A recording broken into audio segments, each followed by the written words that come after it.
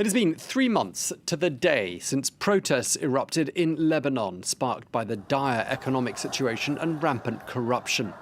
Well, last night's protests were violent, with banks vandalised in central areas of Beirut, and those taking part in today's protests have blocked off several main roads across the country. Well, people are angered at the slow pace of political reform. They're demanding that the new cabinet be made up of the best people for the job and not just another power-sharing exercise between Lebanon's religious confessions. Well, let's get the latest now from Beirut and cross to our correspondent there, Molana-Allen. Layla, there's been more unrest today. Do you think it's fair to say that the tensions have sort of been ratcheted up a couple of notches during the course of this last week or so?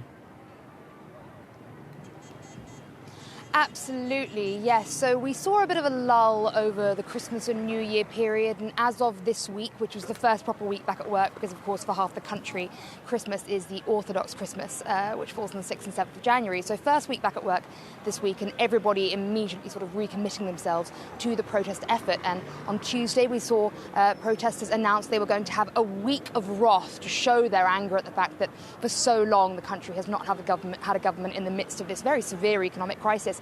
And so in the last few days, we really have seen an increase in violence and in tensions. It's a very different mood from what was happening for most of the last few months, which was very peaceful protests, occasionally punctured by these violent scuffles with riot police and some sectarian supporters.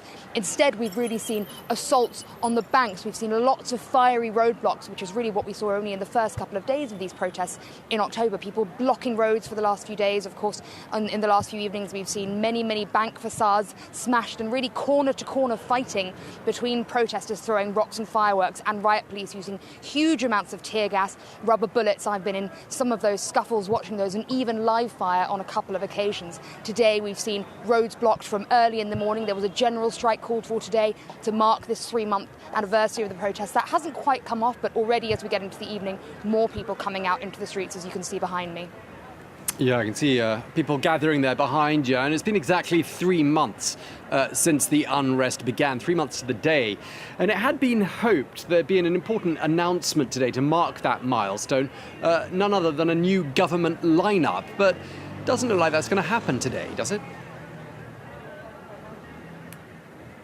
Yes, exactly. So the 3-month anniversary is being marked by another failure, really. And what's happened here, there was word yesterday that finally Lebanon would get a new government, a new cabinet, which it's not had since the 29th of October when the Prime Minister Saad Hariri resigned. It's been a caretaker government ever since then. And we saw these problems with the assignment of a new Prime Minister first. It took a long time. Finally, on the 17th of December, they were able to nominate Hassan Diab, and he said that he would get a new cabinet together within a month. It's now been exactly a month, and although there were promises that there would be a new government today, that hasn't happened.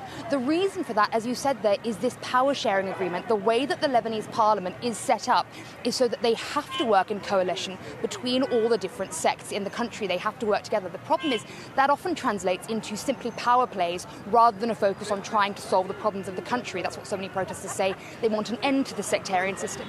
And the issue with forming a cabinet started as soon as Hassan Diab was nominated, because the position of Prime Minister is reserved for a Sunni Muslim in Lebanon.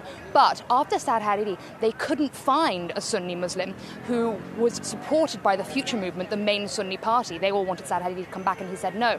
So instead, Hassan Diab, a Sunni who was not voted in by any of the major Sunni MPs, was voted in by the major Shia parties and 2 of the major Christian parties, which meant he became Prime Minister with the support really of only half of the parliament. So now that he's trying to put this cabinet together, straight away Saad Hariri's party, the Future Movement, said we won't participate in the cabinet. One of the other major Christian parties also said they wouldn't participate. So immediately we're seeing that without the support of that half of the parliament, it's almost impossible to nominate a cabinet that actually will please everyone and will have legitimacy. They're trying to find technocrats who are well qualified for the role, but they still need to be backed by all the parties. And once again, we're seeing this sectarian wrangling party to party over who has the right number of cabinet members, who has the right number of supporters, and leaving the country in this dire economic and political crisis without a government to lead them.